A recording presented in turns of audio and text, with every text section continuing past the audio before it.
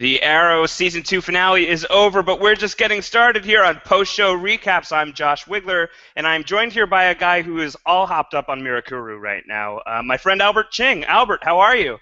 I'm doing good. I'm feeling hopped up, feeling pretty crazy. Feel like I'm gonna stab some police officers through the chest with an arrow. Yeah, I could see that. You look really strong right now, like You very, know what? very, like almost too healthy right now. It's interesting that you say that. Not 20 minutes before we started this, some random guy asked me for directions on the streets of Los Angeles here, and he called me Haas. And I was so disoriented. Like no one would ever call me that, ironically or unironically. That is a thing you call strong people.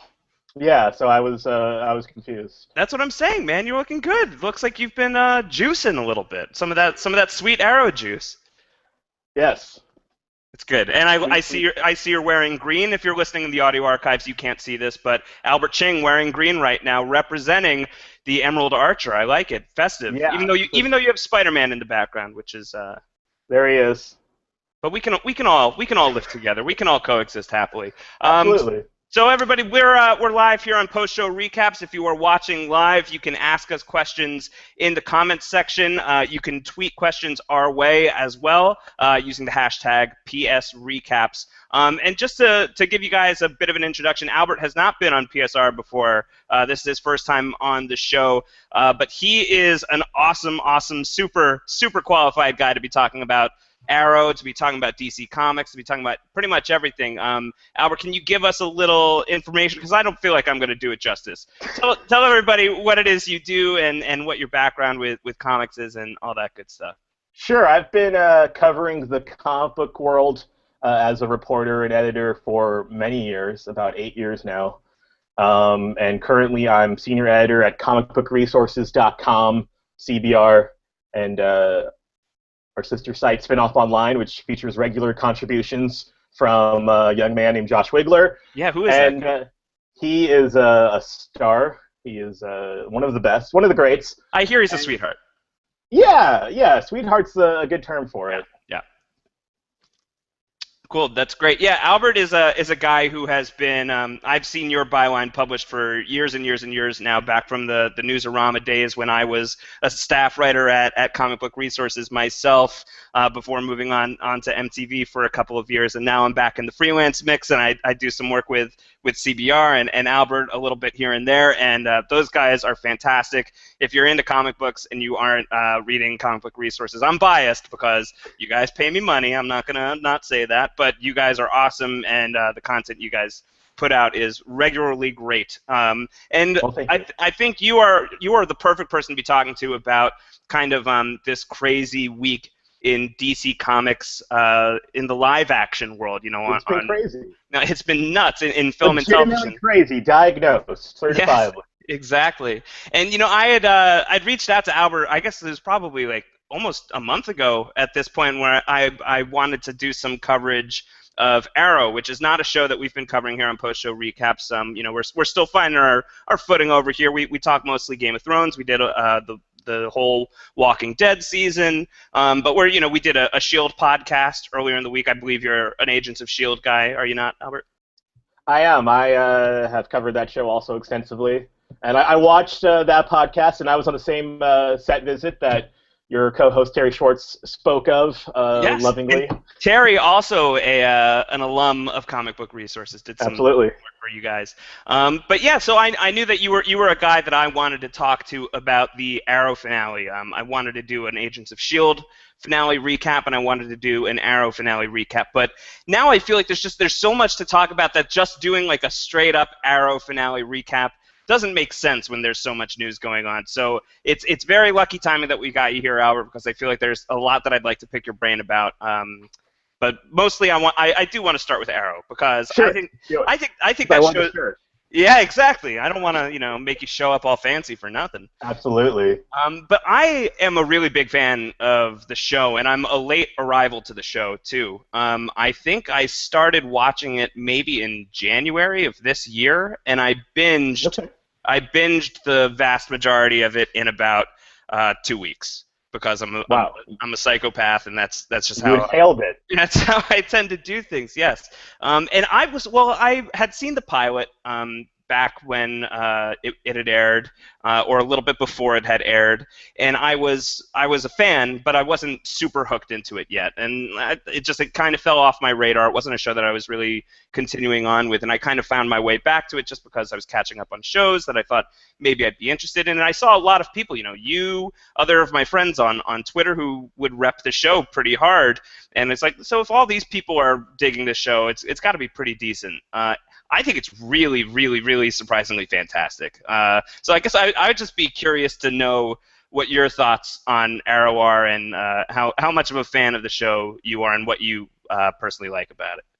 I have a very similar story to you. I started watching, I think, a few months before you, but I also was a late bloomer. I wasn't really into it in the first season. I kind of checked it out. It didn't really seem like something I was going to be that interested in.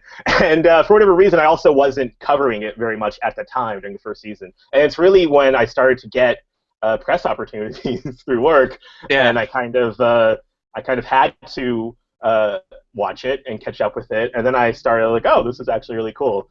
Yeah, I think for me, when I lost the press opportunities to be covering it, I think it's when I stopped watching it.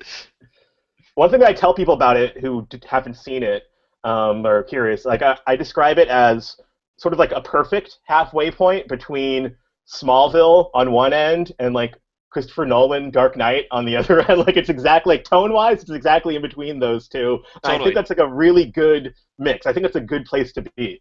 Yeah, I think so too. It's got that grim and gritty Nolan thing going on, but there are definitely there's like a really nice stinky cheese on it sometimes as well. Yeah. It's like in all the right ways. Yeah. Yeah, it's definitely a little fluffy sometimes. I think like you even see it in the finale this past week of like when they do like those like quick flashbacks, that not even like the flashbacks to the island, but like the quick flashes of like Oliver putting things together and figuring out like, oh, that's how Oliver tricked Deathstroke, that's how he did that. I think there's stuff like that you wouldn't really find in a Nolan Batman movie. That's maybe a little bit of a closer cousin to something a little CW, but I think they do a good job of not overdoing that, and I think taking it pretty seriously, but still having fun with the show.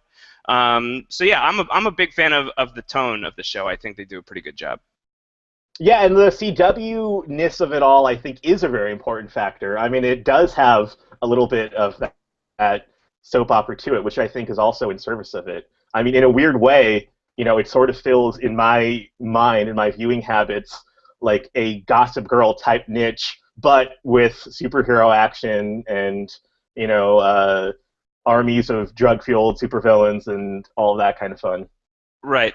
And I think one of the things that it does really well that maybe, people criticized Agents of S.H.I.E.L.D. for is bringing in the DC universe into this show and really not being afraid of bringing in characters like, Deathstroke is a huge part of it. You've got Deadshot, you've got the Suicide Squad. There's even that Harley Quinn Easter egg back in the Suicide Squad episode. So they really, go for it in terms of drawing characters from the DC library in a way that I don't think that, S.H.I.E.L.D.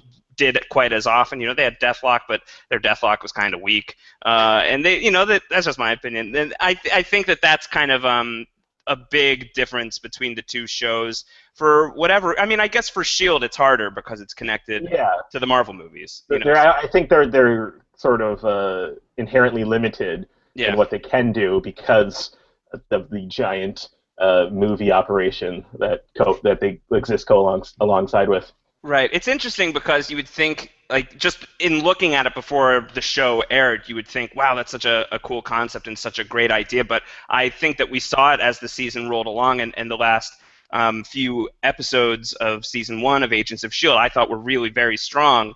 And I think that happens pretty specifically with the Captain America reveal, and you can finally start, really playing into some of the elements of the Marvel movieverse. But before the show began, I think you looked at it and it kind of felt like, oh, well, this is going to be great. It's just going to be a Marvel cinematic universe show every single week. And I think that was probably actually for the writers more of a almost more of a burden than than anything that was going to help them.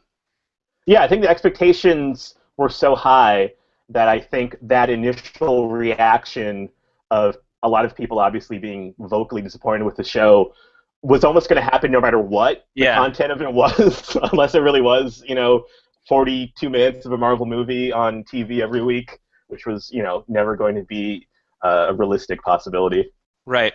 We have somebody in the chat room, Albert Vargas, who just said, Arrow films in Canada, so it looks like Smallville too, and the Luthor Mansion is also the Queen Mansion. I didn't know that, but that's kind of amazing. Yeah, I knew it filmed in Canada. I didn't know about that. That's, well, there you go. That's pretty great. So what did you think about Season 2 overall versus Season 1? I think one of the big distinctions for me is obviously it institutes the no-kill rule, which is, something that was very much not in place in Season 1 of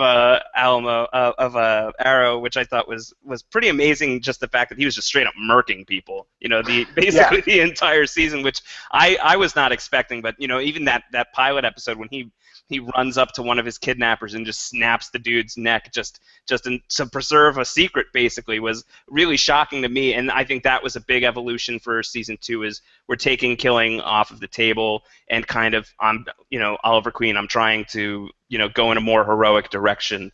What did you think about that direction? Did it work for you? Were you a big fan of Season 2? Well, first I have to have a plug for our, on CBR, we did an Arrow infographic. Oh, yes. All the people he killed on Season 1. Absolutely. That's a really some data. Yeah, if you're listening to this, there's a good chance that you've already seen it because it went pretty wide. But if you haven't, you got to look up this this infographic CBR did, which is it's all of Oliver Queen's Season 1 kills.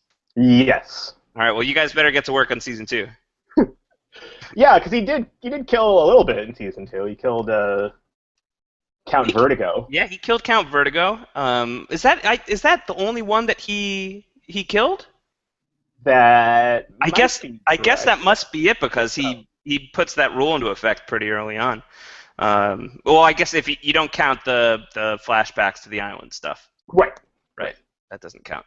But yeah, that was definitely a big part of the season. But overall, what did you think kind of Oliver's journey this season and the show's journey as well? It was a big season for the show, and bringing the Flash character in and kind of trying to set that up, and the Mirakuru is something that I think really blows up the fact that this world is a world that has superpowered elements in it, which is something that the show had shied away from in Season 1. So what did you think of those things? Did those things land well for you?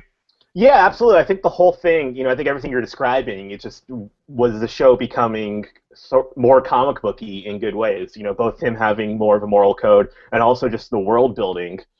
Just everything was bigger, and they introduced so many characters, and never in a way, for the most part, I think, that felt forced or like it was too much. And, everything sort of felt justified.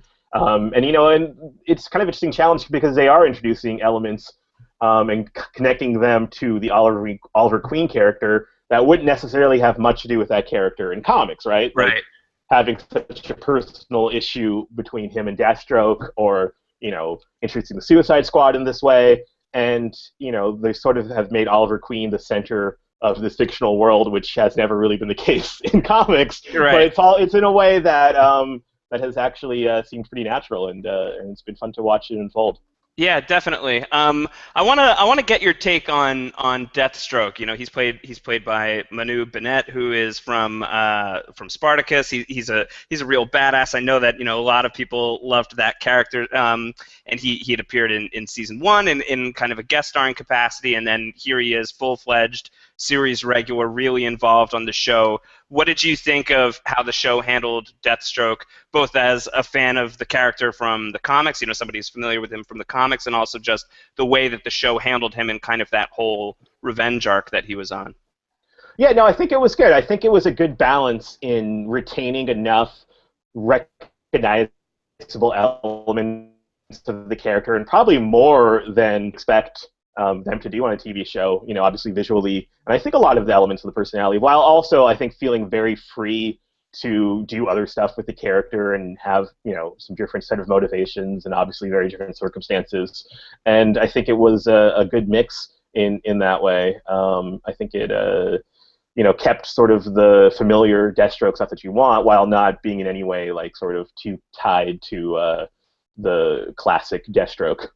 Right, yeah, and I thought that they did some really great stuff with him. With obviously he loses the woman that he loves, who never really loved him in that same Right. way, Shadow, back on the island, and that's really his big impetus for going after Ollie the way that he does, and targeting his family. And I think that overall season 2 feels like a more, certainly the way that it ends on a much more uplifting note than season 1 ended by quite a bit. I think Yeah.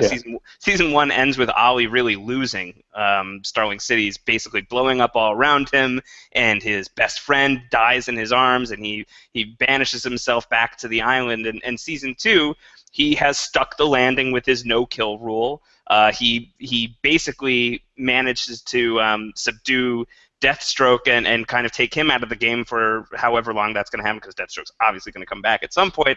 But it's not without some very real loss as well, thinking back on the death of Oliver's mother a few episodes earlier, which I thought was a pretty ballsy twist for the show to go towards. What did you think of Moira's death a few episodes back? Yeah, it was legitimately surprising, and even though... Because it happens really fast. It happens really fast, and, like, in hindsight, I've heard some people say, "Oh, well, the episode focused so much on her. Like, you could have told that something was up," and I didn't. And also, I saw it at a screening at the CW, like a press screening. So the moment was legitimately surprising for one, but also sort of weird because the visual effects weren't done yet. So, okay, like when she gets stabbed, it's actually like there's nothing there. So, like, so yeah, I was like, that might take okay, you I was like, yeah, I was like, A, that's surprising, and B, that's a weird creative twist. Oh wait, okay, yeah. Right. Oh, that's really funny. But no, I thought it was surprising too. I guess when you do go back and you watch that episode, it is so Moira heavy, and she'd kind of been not utilized to full capacity throughout the season. She's behind bars for the first several episodes of season 2, and then she comes out and she gets in this mayoral race. She's running for mayor opposite Mr. Blood, and she's like spiced in here and there. She's not super involved in the show, and even in the couple of episodes before her death, she's barely there. And so then she has this very heavy episode. She's very much front and center. So I guess you can go back and you can put it together. But for me, I didn't see it coming, and I thought that they put that together really well. And I thought that was a really good way of driving Ollie forward for the rest of the season without killing someone else who I think, like maybe killing Sarah Lance off or Laurel Lance. I think that's a direction that you kind of maybe would have thought they were going in, and they don't do that. So I thought it was good that they resisted that urge and kind of killed off a character who was honestly just starting to get really interesting. The fact that she was, poised to be mayor of Starling City, I thought was really great, and they just kind of remove her right at the height of where she's about to go. Malcolm Merlin's going to come back into the mix and, be back in Thea's life, and they don't want Moira around for storytelling reasons for that stuff, which I think is kind of interesting. So, if you look back on all of it, I think it was a pretty gutsy thing to do. Yeah, and Starling City, I guess, really needs a mayor now. It's been tough for their politicians. I would vote for Diggle. I'd get Dig in there. I feel like he'd be a badass mayor. Yeah, Dig- actually, go. there were so many things happening in these final episodes that, like, I think these things kind of had to happen kind of quick. And, like she did, it did seem kind of out of nowhere, but also there's just so much stuff that they packed into these final episodes. And, like, Sebastian Blood's death was also super quick. It was like, oh, hey, okay, here's this character we've been tracking this whole season, and he was taken out very easily. Yeah, and he kind of dies on almost a heroic note, too, which I thought was very strange. Yeah. But I guess, they had to kill some bad guys off in the finale, especially if they were going to leave. If they were going to leave Deathstroke alive. But I was happy that Deathstroke was left alive because I loved the character. I think he's a really good character to have out in that universe for future use. And I think having him in the mix is good. And I feel like with comic book shows, mostly with comic book movies, like the move tends to be kill the villain off. So I'm glad that it resisted that impulse, because I think it's always fun when that danger is still lurking out there. Yeah, and that was always the worst. I remember like as a kid, like the Batman movies would always, like Right. Jack Nicholson Joker dying. It's like why? Like I mean, granted, that's such a good scene that like it is, I'm it fine with is. it. I was Him. 6 years old when I first saw it, but yeah, Yeah. just saying. It's this Exactly. kind of thing where it's like, no, I mean, I like the idea of the door being open for more stuff, and certainly on a television show that serves it well. Sure. That being said, I feel like there are so many characters on this show that I would not mind losing a bunch of them. Like, I just feel like sometimes it feels very stuffed. Like, I'm a big fan of Paul Blackthorne, who plays Quentin Lance. Yeah. He was a villain in season 3 of 24, which is something we podcast here and post a recap. So I'm obviously going to be a fan of his. But like I think I could survive if Quentin Lance doesn't make it out of his current predicament. I think I'd be okay. Yeah, I was gonna say you said it was an upbeat finale, and I was like, well, not for everybody, It's been such a downbeat not for season Detective Lance. for Yeah, Laurel. The Lance family had it yeah, so rough this season. they really did, and yeah, but I mean, I assume he's probably gonna be okay. I don't know. I don't know. It was such a strange scene. Like again, Yeah, talking about like those little flashes that's, that put yeah. everything together, and like you get that flash of him getting tossed across the room, and like, oh, he has I was internal like, oh, bleeding. okay, yeah, yeah.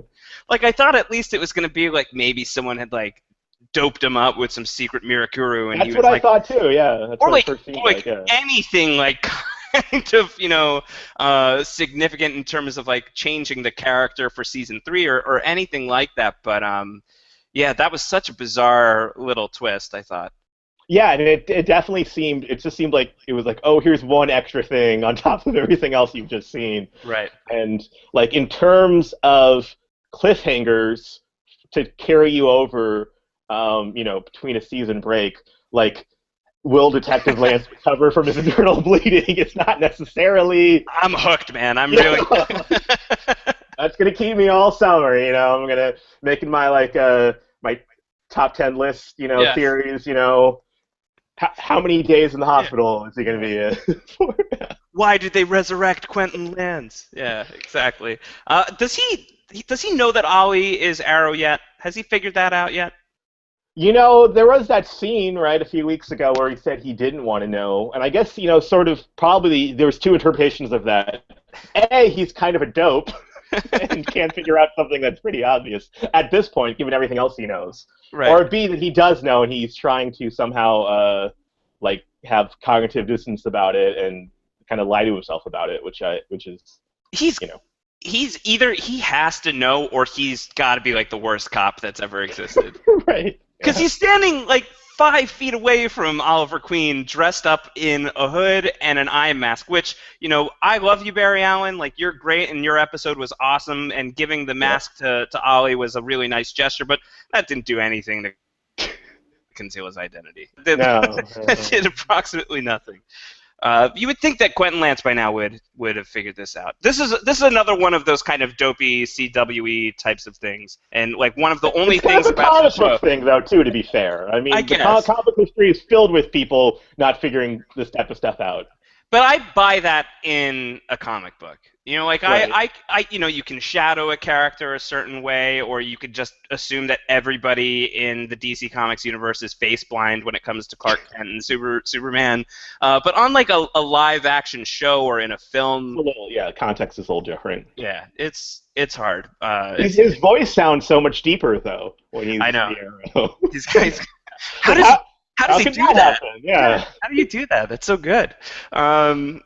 Let's talk a little bit more about the Lance family and about Laurel Lance in particular, who I think if you're going to be pulling on strings this season and talking about things that maybe didn't work so well for me, I thought the Laurel Lance stuff was not so great. Well, you were talking about the flashbacks that can be kind of cheesy, like that Lance getting beaten up one. Right. The one where from a few weeks ago where Laurel figures out that her sister is the Canary. That one was almost like it was edited to show like that she was like a dope for not being. I was like, come on, dummy! Like that's almost like what the show was telling you at that point.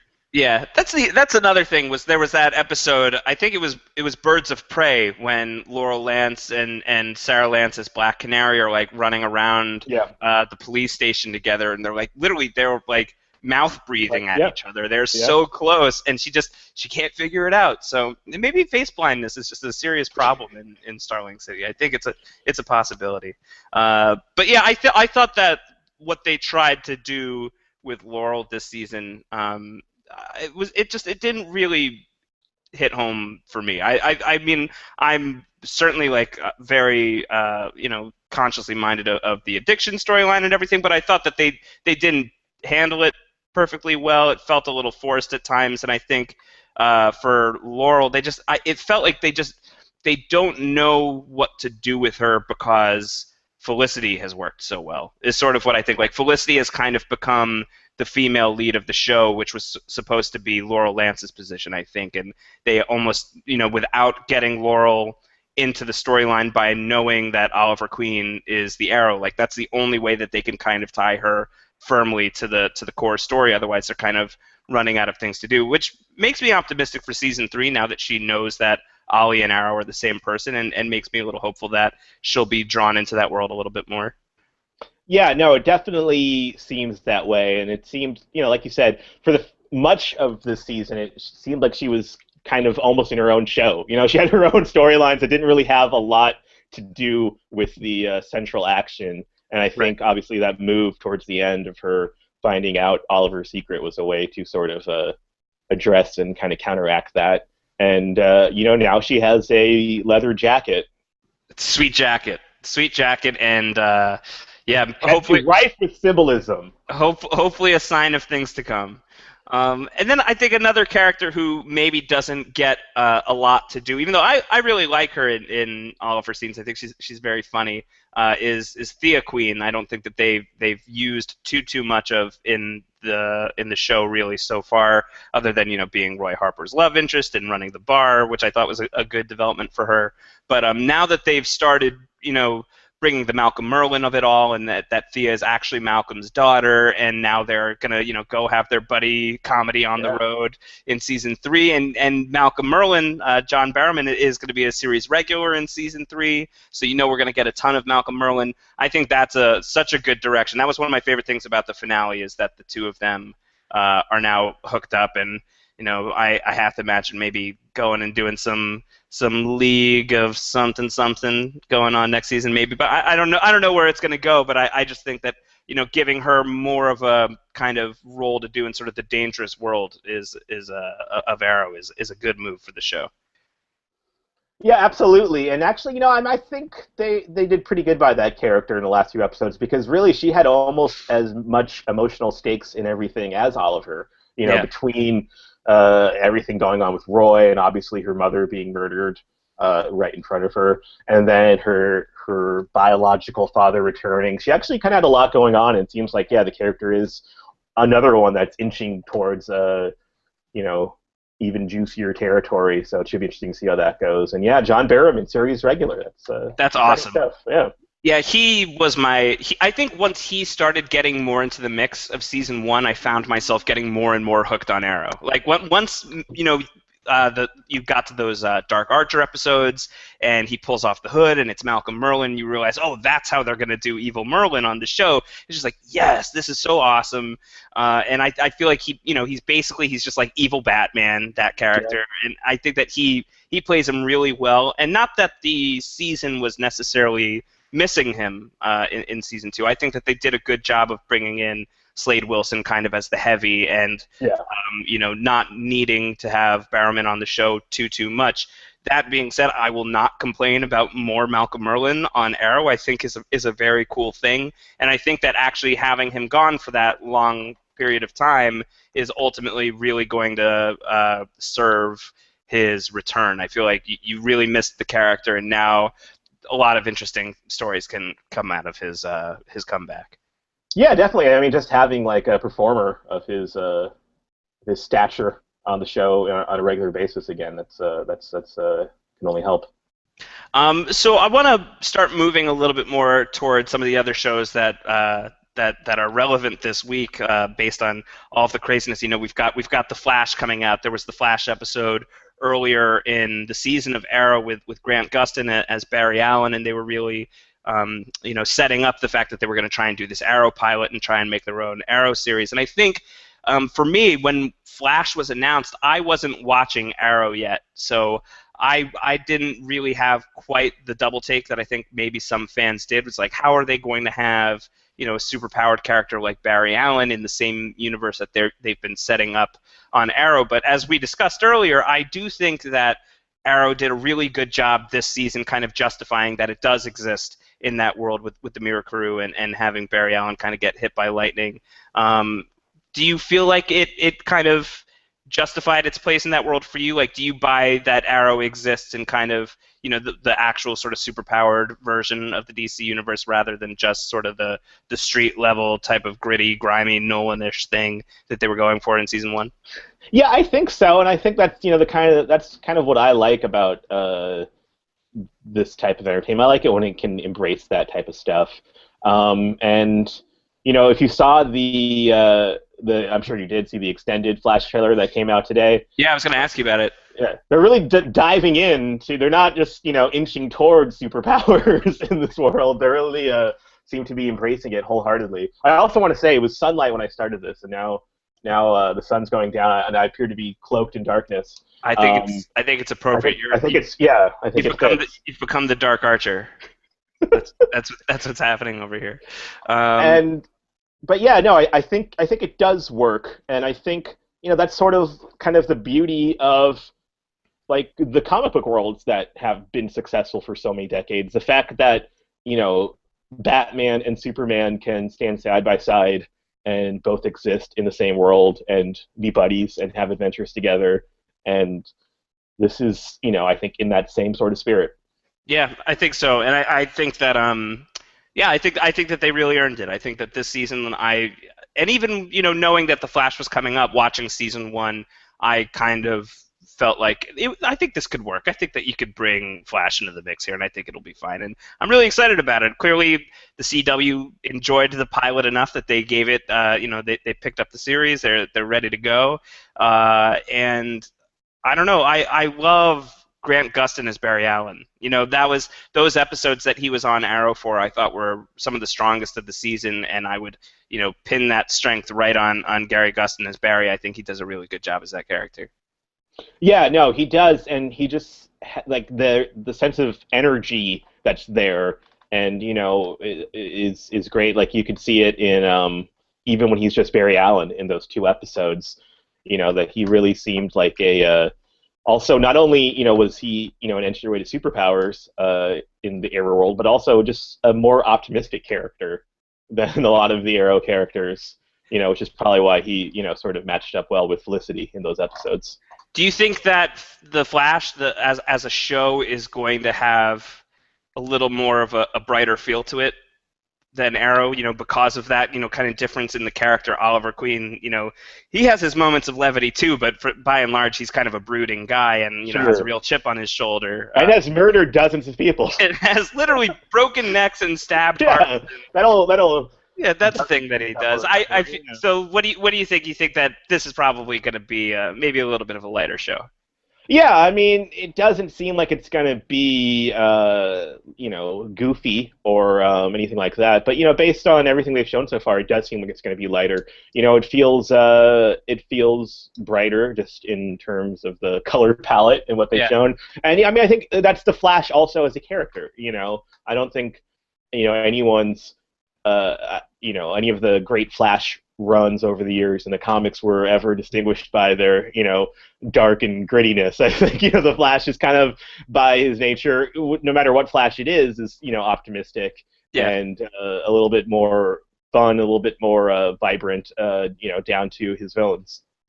How much do you think it's going to tie into Arrow? Because we see him get, hit by lightning in that episode on Arrow. Right. Now the pilot kind of has to figure out a way to sort of rehash that and make it work for an audience who hasn't seen Arrow. So I think if I had one criticism of those Flash episodes of Arrow is that they did that moment at the end of Arrow, because I was thinking like, well, how are you going to replay that in an interesting way for a new audience when Flash picks up? Yeah, well, I think they definitely seem to be playing up the connection now quite a bit because, it is a good, obviously Arrow's a hit for them. And obviously, it's no coincidence that first 30-second teaser had Oliver. Right. Yeah. And even in the extended trailer, Oliver Queen, yep. He's going up on the rooftop. So I guess we're going to be getting some Oliver Queen in the Flash. He's obviously at least in the pilot. Yeah. And I think it makes sense. I think probably if at first they're going to play up the connections. Obviously, they're going to have to make the show stand on its own. It's on its own night, leading off the night at 8. So they're going to have to make sure that it can pull its own audience and not just be, sort of the, adjunct to Arrow. Yeah. But I'm sure whenever it makes...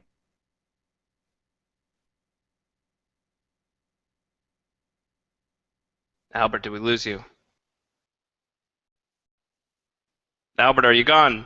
No, I think it hiccuped for a second there. Okay. I said some really insightful things about the Flash. And nobody was listening anyway, so it's really not a big deal. It's not a big deal. Well, let's skip right to another thing that I want to ask you about Flash while we're still talking about Flash, which is the costume. What do you think of the costume?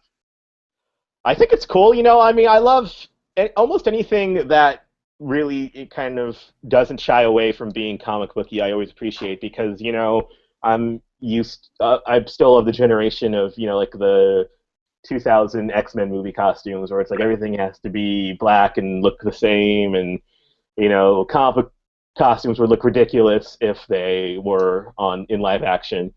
And I don't think that's the case anymore. And I think for the Flash, I think they're definitely sort of having it both ways a little bit. Obviously, it does look comic booky, but it's the colors are a little darker. It's not the bright red. It's not what you would expect from the comics or even from the 1990s show. It's like a cinnamon red. Yeah, it's sort of like a dark magenta, I think.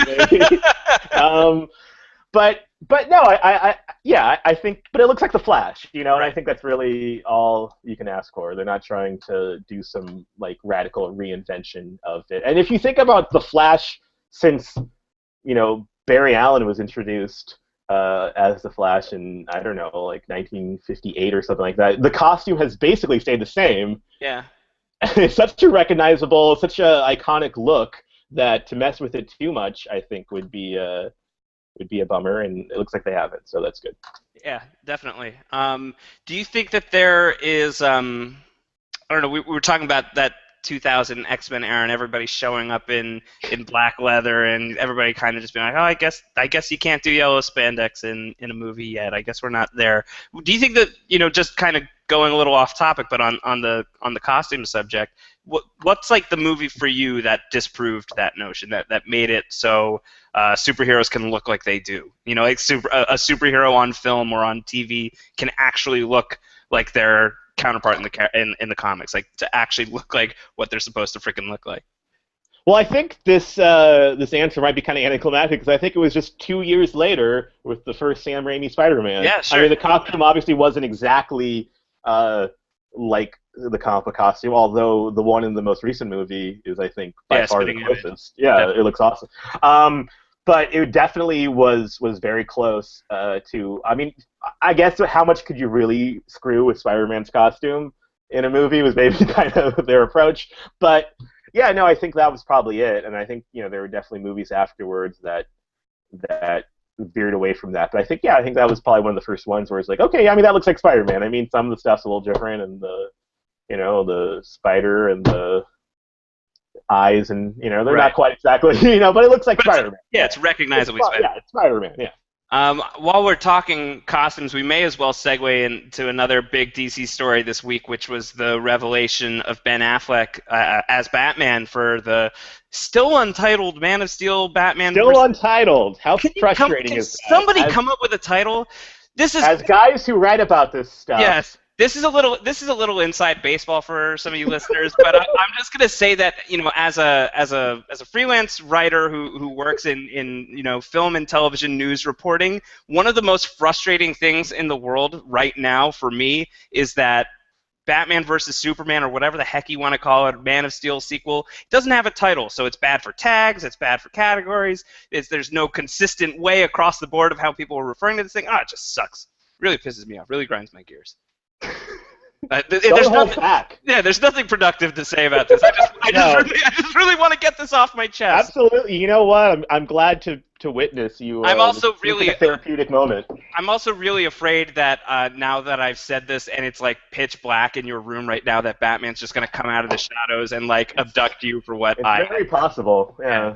Yeah. So I'm sorry about that if that ends up happening to you. But what did you think of what we can tell, speaking of shadows, is the Batman photo, I think, was, it was really hard to see. A lot of people had to go online and kind of brighten up the image of Ben Affleck, Yeah. and I think once you did that, you started to see a lot more of the details. It seems to me like it's pretty clear that he is wearing, different colors on the suit. It seems it's a dark cape and cowl, which I think most people think is going to be black, but there's the outside chance that maybe it's navy blue, and it seems like it probably isn't navy blue. Yeah, I'm just crossing my fingers because I think that'd be cool. But the suit itself, it's, I think, pretty clearly going to be gray. I don't know. What did you think of the suit? Just have the floor. Tell me what you think about the suit. Well, first of all, it was hard to see at first, and it was hard to even realize it was actually Ben Affleck inside at first until you really looked at it. Right. Because I mean, it's like, okay, well, it's like a weird thing to put out there. But no, I thought, obviously it's striking that it certainly looks a lot like the Frank Miller Dark Knight Returns Batman look, which seems to be what Snyder has been, Zack Snyder. When he even announced that at Comic-Con last year that they're going to do Batman Superman, he had Harry Lennox up on stage giving that big speech from Frank Miller's Dark Knight, and being like, giving the "I want you to know how it feels, Clark," like that whole speech. So it seems like that is clearly the inspiration for the Batfleck. It's very much Frank Miller inspired. Yeah, which is interesting. That's an interesting thing for a sort of a reinvention of Batman, like the first appearance of this Batman out of the gate to be like an old war-worn Batman. It'll be interesting to see how that actually plays out. And I mean, I know Ben Affleck is older than Henry Cavill. Yeah, I think he's like 42. Yeah, but he's not Frank Miller Dark Knight Returns level grizzled, certainly. Right. So that's an interesting thing to think about. But I guess also, I mean, that I like it in that obviously it also seems to establish that this Batman has been Batman for a long time, which I think makes sense. A, if you're going to cast a 42-year-old guy, and B, because it's Batman, we don't need to like do a lot of preamble to drop him into a movie. We know who Batman is, right? And so yeah, I'm thrilled about that aspect of it. That I mean, I'm sure they'll do a little bit of origin, somehow along the way, just to kind of establish him in the universe. But like at this point, like, come on, dudes, we know who Batman is. Like, we don't need to spend an hour of the movie establishing a guy coming up as Batman. I think it is very cool that sort of the veteran Batman status does kind of lend itself to just like he can roll into Metropolis as Bruce Wayne, and we all know that he's also at night secretly Batman. So I think that's a cool thing.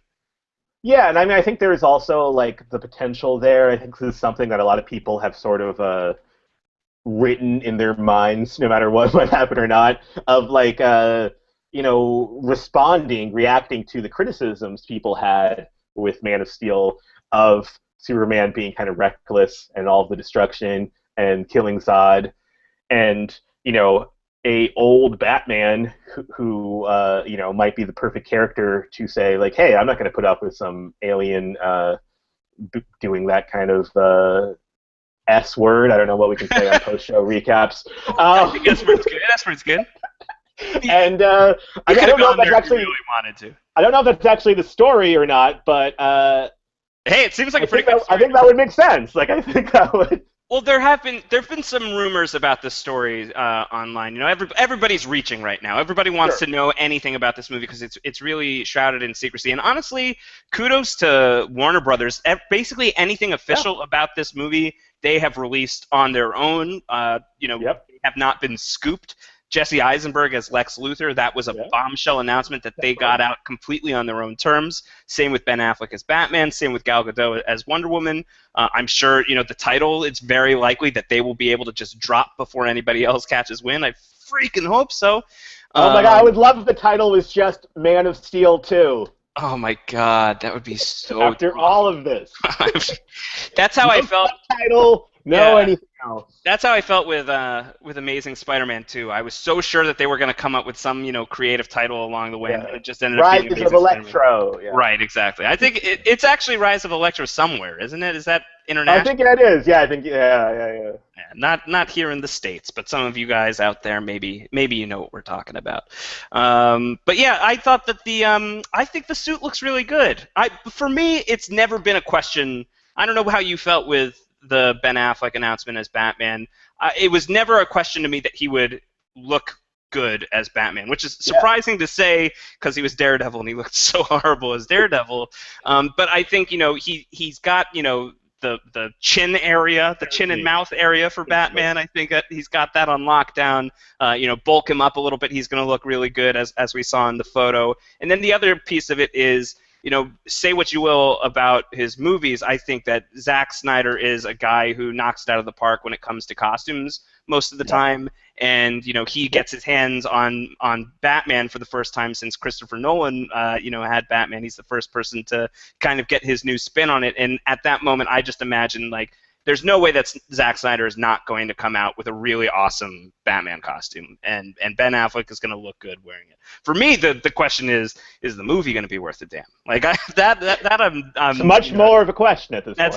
It's much more of a question. I have very little doubt that it's going to look really good, but how it ends up being is another question, which leads me to a question that I feel is worth asking: is are we too hard on DC on film? In a world where Marvel Studios is up to, I don't even know off the top of my head, but almost it's got to be up to its 10th film or getting close to it. I think Guardians is 10. Yeah, the fact that they're coming out with Guardians of the Galaxy, that is going to be in theaters before Wonder Woman is on the big screen. The fact that you're not going to get one, but you're going to get two Ant-Men, two different Ant-Man characters on screen. And Michael Douglas is one of them. And Michael Douglas is one of them before you get one Wonder Woman on screen. Do you think that DC deserves, I'm going to say it, do you think DC deserves a little bit of shit for how they've been doing the films? Or are you okay with it? I think, we can't overlook that they did do the Christopher Nolan Batman movies, which certainly I don't think can be looked at as anything other than a massive success. Huge success. But it seems like now, they are trying to play catch up a little bit. I think obviously Man of Steel 2, as I'm confident it will be called, is a is their Justice League prelude. We already pretty much know that. Yeah. But it seems like they're trying to get where Marvel is now. Whether or not that will happen, we'll see. But certainly, I think even Marvel's success to the degree it's been, I don't know if anyone could have predicted that 6 years ago. Yeah, and I actually I'm usually one of the first people to kind of bash DC about this kind of thing. How do you not have this stuff together? But there are people also who they hear that they're doing Batman versus Superman instead of just a straight up Man of Steel Superman focused sequel, and then they're gonna possibly roll out Justice League a year or 2 years after that without having done a solo Wonder Woman or a a Yeah. solo Flash. They already did solo Green Lantern. It didn't go so great. Oh, that's right. That you don't have to talk about that. We can forget. Yeah, I'm just saying. Yeah. But and then I think that the assumption would be that if Justice League landed well, that they would, spin movies from there. So it's a reverse Avengers strategy. Rather than having all of these movies that build up to Avengers, you've got your solo Iron Man, your solo Thor, your solo Captain America, even your solo Hulk, and then that all culminates into one movie. They're I feel like it seems like they're building to like the Justice League point pretty quickly, and then it would explode out from there. And I think some people are critical of that notion. I think that it's they got to do something, right? Yeah, I think they're trying to move the ball down the field, so to speak. They're trying. I think they are playing catch up to an extent, and I mean, I think, the whole of the Batman obviously was on their radar, but I think the whole of the DC canon was not really a high priority for Warner Brothers necessarily. I don't know. I'm not privy to, but they had Harry Potter and other franchises, and it seems like they're seeing the success Marvel has, and they're saying, we have Batman, Superman, and Wonder Woman. Why can't we do that? So I think they kind of have to sort of accelerate things a little bit. I think that's just sort of the world that they're in right now. Speaking of accelerating things a little bit, we are going a little long here, and there's still so much to talk about. So I want to do some quick hits with you about some of the other things Sure. that hopped up this week, and we can stay on the topic of Batman because Gotham is a thing that is happening. Yes. Gotham, the TV show, the Batman show without Batman, hitting Fox in the fall. What do you? It has Batman. Well, but it has as a little boy. Pre Batman. As a young boy. Yeah. A young lad. Young lad. What do you think about the idea for Gotham and what you've seen from Gotham so far? That I think when I first heard about it, like when the first press came out about it when it was in development, I think like last September, months ago at this point, it seemed to me like it was going to be more of sort of like a Gotham PD type show, which it still might be, I'm sure. But like that first teaser trailer seemed to be completely sold on here are a bunch of Batman characters, but they're young. Right. I think it was appealing. Right. And like the way it was structured in that trailer, if you remember, it was like before he was Penguin, and they show a shot of a guy with an umbrella. Before she was Catwoman, they show her on like a rooftop. Right. And then it keeps going, and it was like Poison Ivy, which A, we didn't even know was going to be a part of the show, and B, literally just looked like it was like a 10-year-old girl sitting next to a plant. Like, it did seem like a little bit of like, okay, well, I guess that's, I've heard some like sort of casual fans react kind of negatively to that aspect of it. Like, oh, it's like Batman Muppet Babies. Obviously that's not fair. We don't know what's really going to be. And frankly, I would watch the crap out of it. Exactly, right. And why didn't they do a Batman Muppet Babies episode? Because they had like a Star Wars one and an Indiana Jones one. But anyway, we can go back in time and fix that. I'm sure we'll have the technology someday. Excellent. Yeah. But I mean, obviously it's way too early to judge what it's going to be like. But I think the idea of a police show set in the world of Gotham City could be very cool. I know a lot of people wanted, Gotham Central as a show for such a long time. Right. Absolutely. On the Brubaker and Rucka books. Yeah, and this has obviously some of the same characters. So even though it's not, in the same thing, it definitely seems at least partially inspired by that. But yeah, it's also got a pretty great cast. It does for sure. It's got Donald Logue. Yeah, he's awesome. Can't go wrong as Bullock. I mean, that's great casting. As Harvey Bullock. Yeah, and I think it's exciting to, get characters like Bullock on the show and to get, have like weekly Oswald Cobblepot, I think is really good. I feel like Robin Lord Taylor, he's the actor who's going to play the Penguin. He seems like he's doing some crazy shenanigans with Yeah. this character, like in a good way. I really Yeah. everything that I've seen from the trailers, from the photos, he looks really good. He looks really creepy. I don't know how many people remember he was actually on The Walking Dead in season 4 in an early episode of the first half of season 4. He's one of like those wimpy, punky people that Carol and Rick run into in the house, and he's like, "Oh, I can do stuff, trust me." And then he probably got eaten by a zombie off screen 5 seconds later. So it's nice to see that guy getting some high-profile work. I feel like he's got like a really weird energy that I think could work really well, not just for the Penguin as a character, but just as like a really good TV character. I think he could be pretty sweet. Yeah, no, it's definitely got a good cast. And it's got a big cast. It seems like too. It seems like there's a lot. We were talking about Arrow having a lot of characters. It seems like this show already has a lot going on, and I think even beyond like sort of the initial announcements, like I think Renee Montoya is going to be a character on the show, and Crispus Allen. Right. So yeah, there's definitely a lot going on. It should definitely be interesting to see. I mean, it seems like Fox has a lot of confidence in it, clearly. Yeah. They ordered it straight to series. That's good. Yeah, and although I guess that's what they're doing now. I think that they've said that they are done with the normal pilot season model. Right. Yeah, they're going for it, which is great. I'm happy about that. Do you think that there's talk about it? Do you think we're going to get Joker season 1 Gotham? Maybe. I mean, that seems like something that it seems like they already have so many characters. But, I know. Definitely something to build to.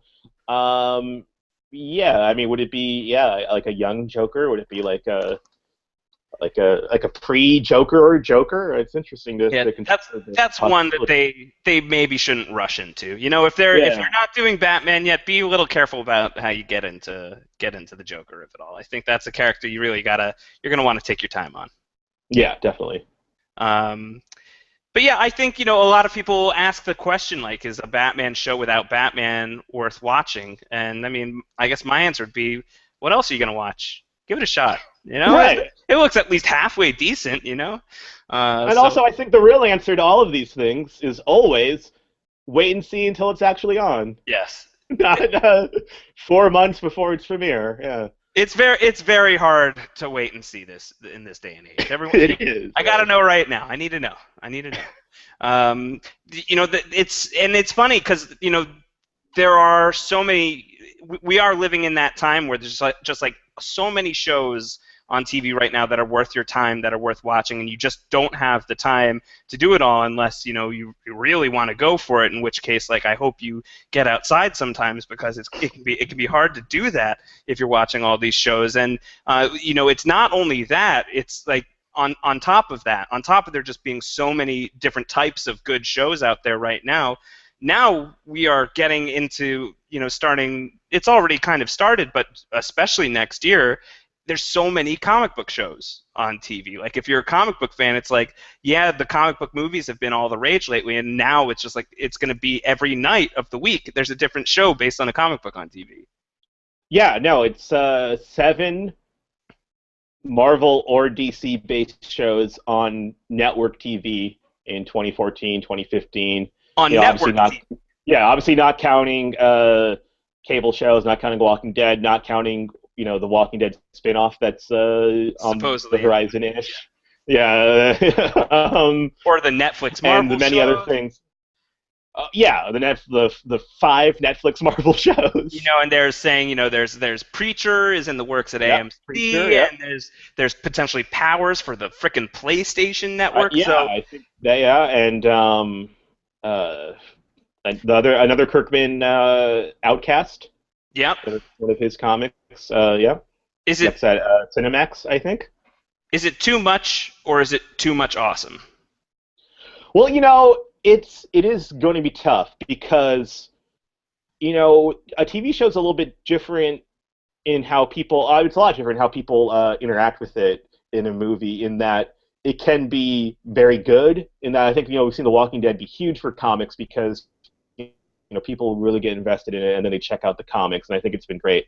But if there are comic book TV shows that are bad and they're on TV every week, and people are being reminded of maybe some of the things they don't like about comic books or comic book adaptations, then I think that has a little bit more of a, obviously if they're really bad, they'll be canceled, but a little bit more of a staying power in people's minds than just like a bad movie coming out and then people forgetting about it the next weekend.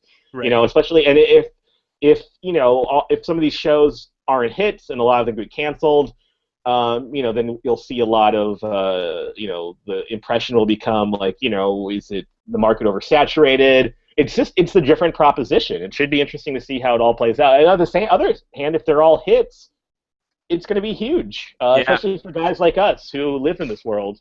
We'll be moving into our solid gold mansions on the strength of our comic book based TV show reporting. Oh my God! Yeah, because this is actually, I don't know that people know this. It's a really lucrative line. Absolutely. You make a lot of money. It's really great. It's really cool. But you know what? I will say, listen, for the amount of crap that I think DC does get, fairly or unfairly about the film side of things.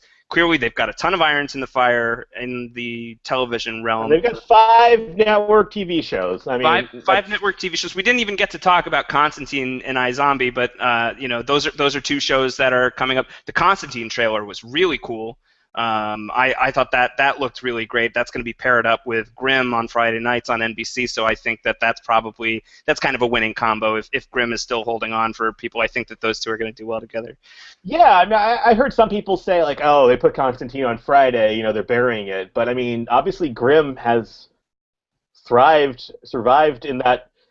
on that day for, is it going to its 4th season? Is it up to its 4th? I don't know. Multiple seasons, more than one. And I think it seems like a good pairing. Yeah. Yeah, and I think hopefully it's a sign that they've got their expectations in check. I think if you start a show off on Friday night, your expectations better be pretty reasonable. You're not going to be the highest rated show on television. It's just not going to happen. Right. But that's coming up. Constantine's coming up. iZombie is coming up, based on the Vertigo book coming out for the CW. I think that DC has.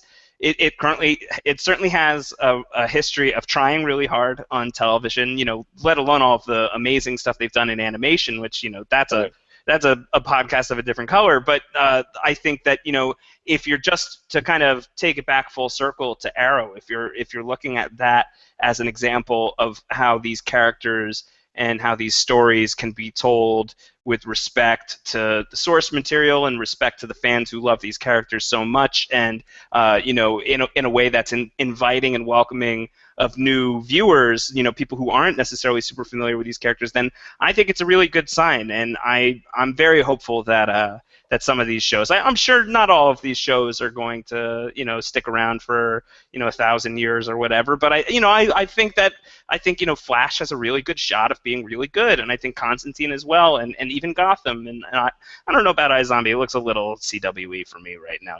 We haven't seen a trailer yet, but the photos are just kind of, I don't know. It doesn't look fantastic to me, but I think that there's a lot of really strong content out there, and hopefully on the way. So I don't know. I'm hopeful. I think this could be great. Yeah, well, and a show looking CWE to me is only an endorsement. So. Yeah. But yeah, there is so much stuff out there. It's just going to be very interesting to see how this all plays out. 7 Marvel DC shows on network TV alone that could potentially be a very big deal, or not. We'll see how it works out. But yeah. It's definitely, as someone who obviously observes these things, it's definitely an exciting thing to watch unfold. Totally. And speaking of exciting things to watch unfold, that's how I would describe this podcast with you, Albert. It was probably exciting to watch my face get gradually more and more. Yeah. I could have gotten up and turned on the light. No, this is why I needed the clapper. No, that's why everybody needs the clapper, first of all. One of many reasons that everybody should have one of those installed. But the other thing is, now if you're watching the video feed of this, you won't appreciate this on the audio feed, but Albert is consumed in darkness right now, and he's basically just a face just like lingering in this pitch midnight background. And now I am the night. But we are kind of at a point where your Spider-Man is just like a silhouette that really does look like Batman about to leap down on you and just like pluck you up and pull you up into the ceiling and make you drop your falafel all over your room. So I think that is a fitting way for us to be closing out here, Albert. I think that's good. Absolutely. Albert, thanks so much for swinging by post-show recaps. I hope we can get you back on here at some point. You're a very fun guy to talk about with all of this stuff, and obviously very knowledgeable and tied into it. So, guys, you should be reading Albert's stuff. He's amazing, really great writer, has lots of really fun interviews. He's on comicbookresources.com. Many of the stories over there written by him. Frankly, the whole team over there is pretty incredible. Those are great guys and friends of mine. Yeah. So I give that whole team my ringing endorsement, having worked with you guys on and off. I think it's 2008 or 2009. I'm not really sure off the top of my head. But Albert, thanks so much. You guys, you should be following Albert on Twitter. You're at AlbertXII. Is that right? That is right. Yes. Albert the 12th, basically, is what we're talking about. Yes. And I am at Round Howard, like Ron Howard, but rounder. As always, you guys are the best for listening in and plugging along with us. And who knows, there's, as we've discussed, lots of DC shows coming up next season of television and even a lot of Marvel shows, lots of comic books happening on the air next year. So if you guys are interested in, more coverage on post-show recaps in the coming months and when the fall rolls around, let us know, and maybe we can see what we can do about that. So that's going to do it for us, guys. Albert, thanks again so much for coming in, and everybody for watching live and listening in the archives, and we'll do it again. We'll do it again sometime soon. So take care, everybody.